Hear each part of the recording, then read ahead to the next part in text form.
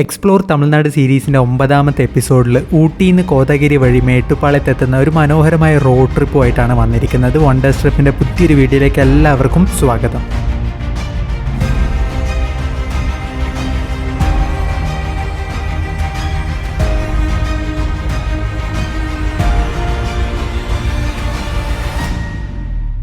ഊട്ടിയിലെ 2ാമത്തെ ദിവസം നമ്മൾ താമസിച്ചുകൊണ്ടിരുന്ന ഹോട്ടൽ മയൂര സുദർശനിലെ റൂമൊക്കെ വെക്കേറ്റ് ചെയ്ത് നമ്മൾ ദൊഡ്ഡാപേട്ട കാണാൻ പോയി. തമിഴ്നാട്ടിലെ ഏറ്റവും ഹയസ്റ്റ് പീക്കാണ് ദൊഡ്ഡാപേട്ടയിലെ കാഴ്ചകളൊക്കെ കണ്ട് നമ്മൾ നേരെ പോയത് ടീ ഫാക്ടറിയും ചോക്ലേറ്റ് ഫാക്ടറിയും ഒക്കെ വിസിറ്റ് ചെയ്യാനാണ്. ഇത്രയും കാഴ്ചകളൊക്കെ കണ്ട് നമ്മൾ പതിയെ ഊട്ടിനോട് വിട പറയുകയാണ്. ഊട്ടിയിൽ നിന്ന് കോതഗിരിയിലേക്ക് വെറും 28 കിലോമീറ്ററാണ് ഡിസ്റ്റൻസ് വരുന്നത്.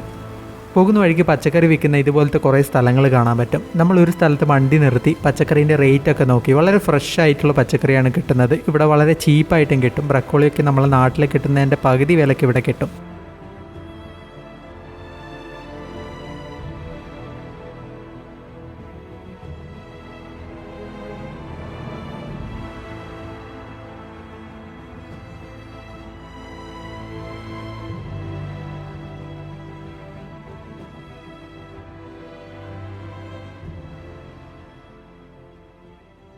നല്ല തേയിലത്തോട്ടത്തിൻ്റെ വ്യൂയും കുറച്ചധികം ഫുഡ് സ്റ്റോളൊക്കെ കണ്ടപ്പം നമ്മൾ വണ്ടി നിർത്തി ഇവിടെ നിന്ന് എന്തെങ്കിലും ലോക്കലായിട്ടുള്ള ഫുഡ് ട്രൈ ചെയ്യണമെന്ന് വെച്ചു. ഈ റൂട്ടിൽ പൊതുവേ റെസ്റ്റോറൻ്റ് ഒക്കെ കുറവായിരിക്കും.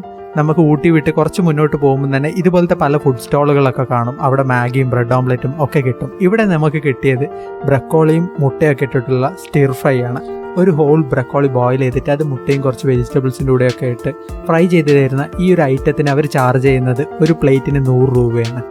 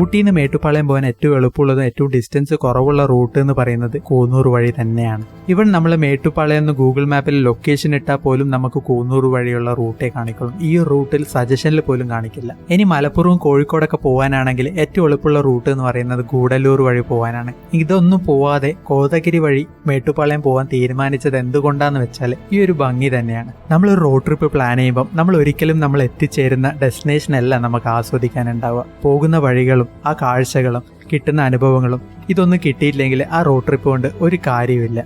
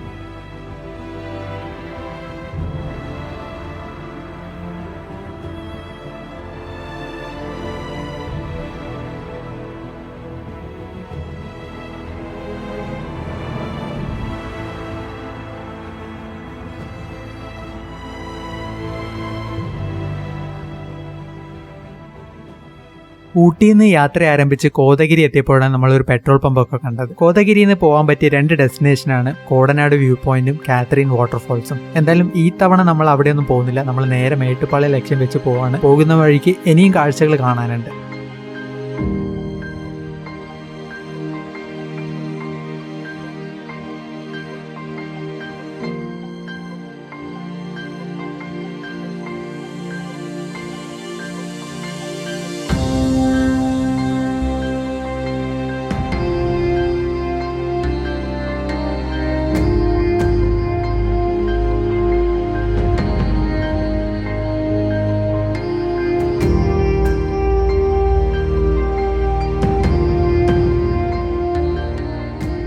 കാഴ്ചകളൊക്കെ മാറി തുടങ്ങി. തേയിലത്തോട്ടത്തിന്റെ കാഴ്ച ഇപ്പൊ ഒട്ടും കാണാനില്ല. കാടും മലകളും കുന്നും പിന്നെ ദൂരെ തമിഴ്നാടിന്റെ പരന്ന പ്രദേശങ്ങളും ഒക്കെയാണ് നമുക്കിപ്പോ കാണുന്നത്. ഇനി പതിയെ നമ്മൾ 17 ഹെയർപിൻ ബെൻഡ് താഴെ ഇറങ്ങി വേണം മേട്ടുപ്പാളയം എത്താൻ. പോകുന്ന വഴിക്ക് നമുക്ക് മേട്ടുപ്പാളയം വ്യൂ പോയിന്റ് എന്ന് പറഞ്ഞ ഒരു വ്യൂ പോയിന്റ് ഉണ്ട്, അവിടെയും കൂടെ കയറി കാണണം.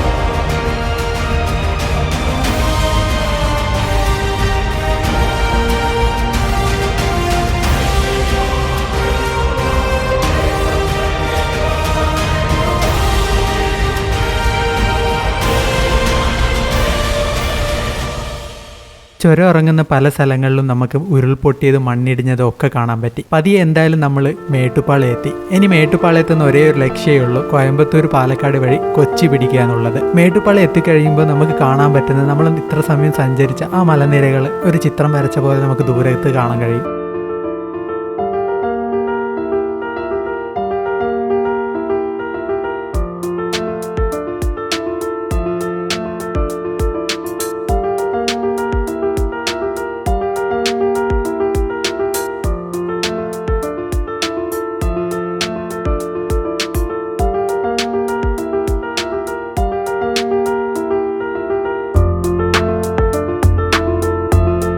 അങ്ങനെ 2 ദിവസമായിട്ട് ചെയ്യുന്ന ഊട്ടി യാത്ര ഈ ബിരിയാണി കഴിക്കുന്നതോടെ അവസാനിക്കുകയാണ്. ഈ വീഡിയോ ഇഷ്ടപ്പെട്ടെന്ന് ലൈക്ക് ചെയ്യണം, അഭിപ്രായങ്ങൾ കമൻറ്റ് ചെയ്യണം, ചാനൽ സബ്സ്ക്രൈബ് ചെയ്യാൻ മറക്കരുത്. അടുത്ത ആഴ്ച പുതിയൊരു സ്ഥലവും പുതിയൊരു ഡെസ്റ്റിനേഷനായിട്ട് ഞാൻ വരും. അതുവരെ സ്റ്റേ ട്യൂൺഡ്. Bye bye.